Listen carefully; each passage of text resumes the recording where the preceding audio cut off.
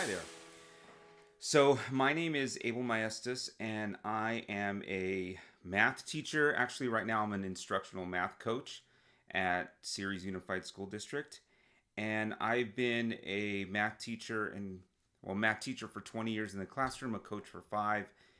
And I still get a chance every once in a while to teach lessons, but also this summer, I'm teaching my own class in summer school, and I want to talk to you just a little bit about my own journey in grading for equity and equitable grading. So it started a long time ago. I used to teach a lot of AP courses for many, many years. And I had one year that I had a student that got an A in my AP calculus class, but got a 1 on the exam. And I really reflected on were my grades accurate? Like, why was a kid getting a 1 on the exam, but an A in my class? And I look back at my grades and I noticed that there was a pattern of a lot of students getting A's and many of them not passing the exam. Now, I could throw that away and say, hey, well, the exam's a hard exam. I know kids aren't going to pass it anyway, but I gave them a chance. But I'm not going to blame the test for my inaccuracy in grading. So I really reflected on whether my grades were accurate and reflecting what the students knew. So then that way, when they got to the exam and they had an A in the class, they would feel confident that they would be ready and prepared to pass that test. So I wanted my grades to be more accurate. I wanted students to focus on the learning and not just like points. And I wanted there to be an opportunity for students to recover. I already had some spiraling going on, but I didn't have all of those pieces. So then in comes Grading for Equity, the book. And I tell you, that was the thing that really solidified and spoke to all the things that I had been thinking about over those last couple of years. And I have to tell you, this was not like 3 or 4 years into my teaching career. This was like 15 years into my career. So I had already been doing things one way for a long time and experimenting with stuff towards the end there. And this really was the kicker. This was like, hey, here is the 3 pillars that you really want to follow when you're grading for equity. And I had already started reflecting on those pieces.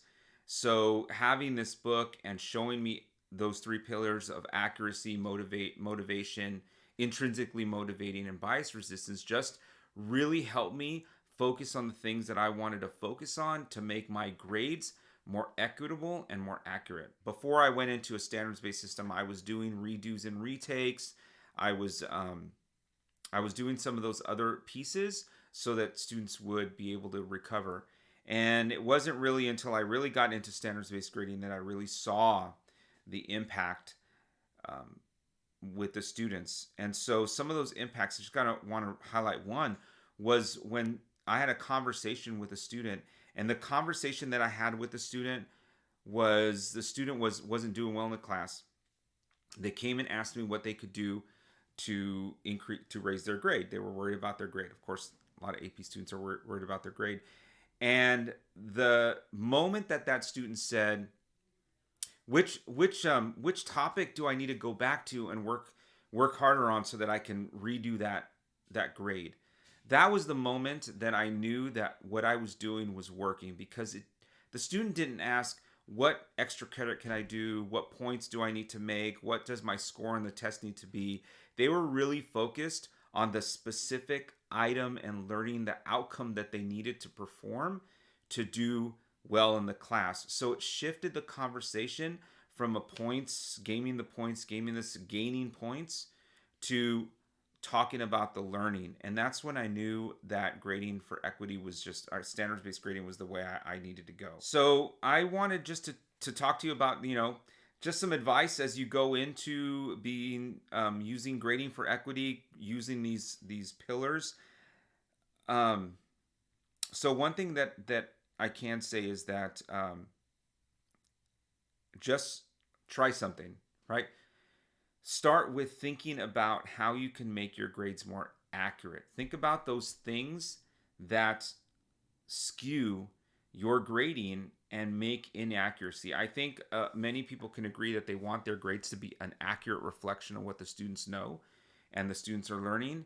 And if you kind of keep that as your base, yes, the three pillars are important, but if you keep the base of how can I make my grades more accurate, all of those other pillars kind of fall in line with that. So, those are my pieces of advice, my story, and I hope this helps you in your journey with grading for equity. Thanks.